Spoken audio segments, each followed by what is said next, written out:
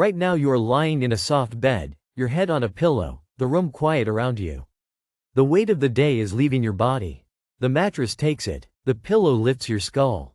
Maybe the thermostat is holding the cold outside, maybe the sheets are warm and the dark is yours alone. For about 99% of human history, this exact moment did not exist. No bed frame, no spring mattress, no pillow to cradle the head, no private room to shut the night out. Sleep was shared, not softened. So how did they actually do it? If the bed is gone, what did sleep look and feel like on the ground? Somewhere in the record, people were making sleep from thinner things. A woven mat, a folded hide, an ember kept near the sleeping place. The comfort you know was never the starting point. By the end, the thing you rest on now will look less like nature and more like a trade. But first, we have to ask what was there instead. Sleep is when humans are least defended. We have no claws, no fur, and no night vision worth trusting. We wake slowly. A child takes years to grow into an adult body. That is the human bargain. A large brain, a long childhood, and a body that is not built for staying safe by itself in the dark. On bare ground, that body loses heat fast. Wet earth pulls warmth away. A wind that feels small in the day can drain a sleeping person by night. If the weather is cold or damp, the ground becomes a thief. And sleep makes the problem worse because you cannot keep moving, scanning, or climbing away. You are down. You are quiet. You are slow to react. Researchers studying hunter-gatherer groups have long noted that sleep is not a luxury for people living close to the elements. It is a nightly problem of warmth, safety, and timing. The body still needs rest, but rest lowers your guard. A bad night leaves you weaker the next morning. It can mean exposure, injury, or waking unsafely when the dark is still there. That is why sleeping on the ground was never just about finding a place to lie down. It was about making it dangerous hours survivable for a body that could not defend itself well while unconscious. Our ancestors were not protected by fur the way many mammals are. They did not have talons, fangs, or the speed to bolt if something moved at the edge of firelight. Their children were even more vulnerable, because human babies are born helpless and depend on years of care.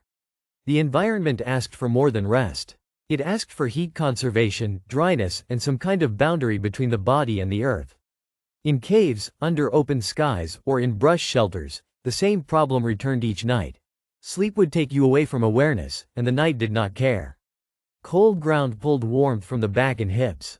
Damp air settled in clothes and skin. A sleeping body could not bargain with predators, weather, or the dark. And yet we know from the archaeological record that people did sleep. They had to. The question is what they used to turn an exposed patch of earth into a place the body could trust. The answer begins where floors, hearths, and bedding traces appear, including the layered plant bedding found at Sibida Cave in South Africa, where old sleeping material was sometimes burned and renewed. Sleep was shared, not softened, and the ground was doing more work than we usually notice. To see how, we have to look at the sleeping place itself, night after night. At Sibida Cave, archaeologists found more than a floor. They found layers of plant bedding, including sedges and grasses, stacked into sleeping surfaces. Some of that old bedding had been burned and replaced, which means the sleeping place was being managed, not abandoned to time. That detail matters. A bed in the deep past was not a soft object. It was a patched area of ground, kept dry, kept clean enough, and renewed when it lost its value. In other sites, bedding traces appear with hearths, showing that people set sleeping places beside controlled fire, where warmth and light could reach the body without turning the whole night into exposure. You can almost picture it. The dry layer under the hips, the smell of crushed plants, the low heat hanging near the fire, the body lying on something arranged by hand. This was not random collapse onto dirt. It was an intentional surface. And once you see that, the next question is no longer whether people slept on the ground. It is how they made that ground work for a sleeping body, night after night, without the modern softness we expect. And this is where it stops looking primitive. The method was simple, but not crude. First came the base. Grass, reeds, leaves, sometimes a mat if the group made them, and in some places hides when they were available. Then the sleeping spot was placed near a hearth or ember so the fire could warm the edge of the body and help hold back damp and insects. A hide could trap warmth. Plant fibers could cushion pressure points. A mat kept the body off cold earth. The fresh detail almost everyone misses is that this was maintenance work, not a one-time setup. Bedding could be turned, swept, and renewed. If it became dirty or filled with pests, it could be burned and replaced. That means the sleeping place was part of daily care, like preparing food or tending fire. The scrape of fibers, the smell of smoke in the woven plants, the slight stiffness of a ground mat by morning, those are not signs of hardship alone. They are signs of control. The body was being insulated by sequence, by choice, by repetition. Once you see that, the real question is what kind of social life made that possible. A sleeping place like that only works if people are organized enough to keep making it. Someone gathers the plants. Someone keeps the fire in the right state. Someone knows when old bedding needs to go. That is a social system, not just a surface. The archaeological record does not show a lone body improvising every night. It shows groups creating a shared night arrangement around warmth, dryness, and safety. That matters because humans are weak sleepers in a hard environment. We cool fast. We wake slowly. We need years of care before a child can carry its own safety. So the sleeping place had to solve more than comfort. It had to solve vulnerability. Fire extended the day. Plant bedding softened the ground. Hides, where they existed, put another layer between skin and earth. Closed bodies made a kind of night field, with breath, heat, and sound all within reach. Researchers who study sleeping in small-scale societies keep finding that night is rarely empty. People sleep near one another, listen for movement, and share the same zone of protection. The old arrangement was not just about lying down. It was about belonging to a guarded patch of darkness. And if that is how the night was built, what did it mean that the sleep of our species was never private in the first place? But then modern sleep gave us real gains. A mattress lifts the body off cold earth. A pillow supports the head. A bedroom can shut out wind, noise, and insects. Electric light lets the evening run long after sunset. Private space lets us sleep alone when we want to. Those are not small things.